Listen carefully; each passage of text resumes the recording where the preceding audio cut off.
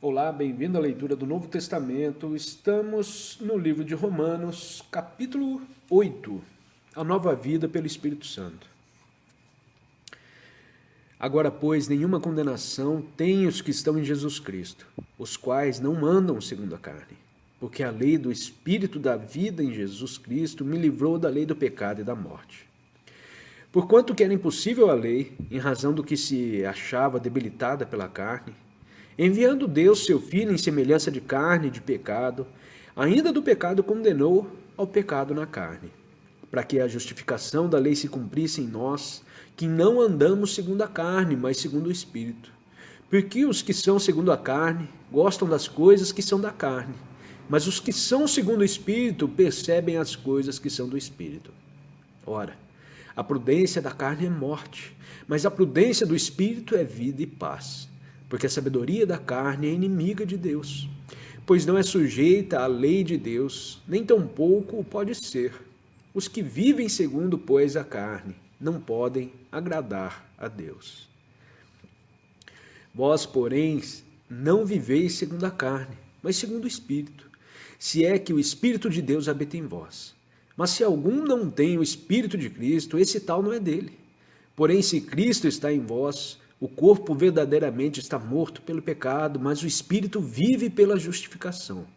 Porque se o Espírito daquele que ressuscitou dos mortos a Jesus habita em vós, aquele que ressurgiu dos mortos a Jesus Cristo também dará vida aos vossos corpos mortais, pelo Espírito que habita em vós. Portanto, irmãos, somos devedores não à carne, para que vivamos segundo a carne. Porque se vós viverdes segundo a carne, morrereis. Mas se vós pelo Espírito fizerdes morrer as obras da carne, vivereis. Certamente, todos os que são levados pelo Espírito de Deus, estes tais são filhos de Deus. Na verdade, vós não recebestes o espírito de escravidão para estardes outra vez com temor, mas recebestes o espírito de adoção de filhos, segundo o qual clamamos dizendo, Abba, Pai. Porque o mesmo Espírito dá testemunho ao nosso espírito de que somos filhos de Deus. E se somos filhos, também somos herdeiros. Herdeiros verdadeiramente de Deus e co-herdeiros de Cristo. Se é que todavia nós padecemos com Ele, para que sejamos também com Ele glorificados. Porque eu tenho para mim que as penalidades da presente vida não têm proporção alguma com a glória vindoura que se manifestará em nós. Pelo que a expectação da criatura é esperar ansiosamente a manifestação dos filhos de Deus. Porque a criatura está sujeita à vaidade, não por seu querer, mas pelo daquele que a sujeitou com esperança. Porque também a mesma criatura será livre da sujeição à corrupção, para participar da liberdade e da glória dos filhos de Deus.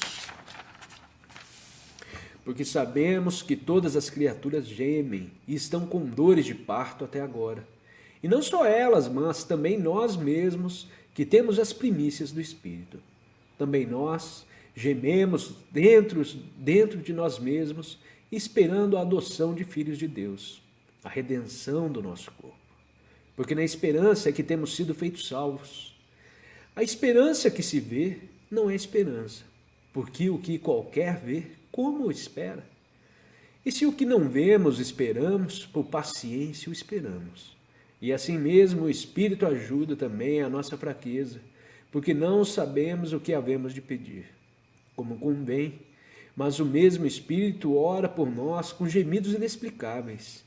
E aquele que esquadrinha os corações sabe o que deseja o Espírito, porque ele só pede segundo Deus pelos santos. Ora, nós sabemos que aos que amam a Deus, todas as coisas lhe contribuem para o seu bem. Aqueles que, segundo o seu decreto, são chamados santos. Porque os que ele conheceu na sua presciência, também os predestinou para serem conformes à imagem de seu Filho, para que ele seja o primogênito entre muitos irmãos. E ao que predestinou, a estes também chamou, e aos que chamou, a estes também justificou. E aos que justificou, também os glorificou. Pois que diremos à vista dessas coisas? Se Deus é por nós, quem será contra nós? O que ainda seu próprio Filho não perdoou, mas por nós todos o entregou. Como não nos deu também com ele todas as coisas? Quem formará acusação contra os escolhidos de Deus? Sendo Deus o que os justifica, quem é que os condenará? Jesus Cristo que morreu? Ou para melhor dizer, que também ressuscitou, que está à mão direita de Deus e que também intercede por nós? Quem nos separará, pois, do amor de Cristo? Será a tribulação? Ou a angústia? Ou a fome? Ou a nudez? Ou o perigo? Ou a perseguição? Ou a espada? Assim como está escrito, porque por amor de ti somos entregues à morte cada dia. Somos reputados como ovelhas para o matadouro. Mas em todas essas coisas saímos vencedores, porque aquele que nos amou.